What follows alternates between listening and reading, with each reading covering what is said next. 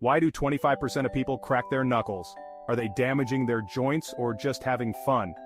Cracking your knuckles might sound like breaking sticks, but is it actually harmful? Here's the scoop.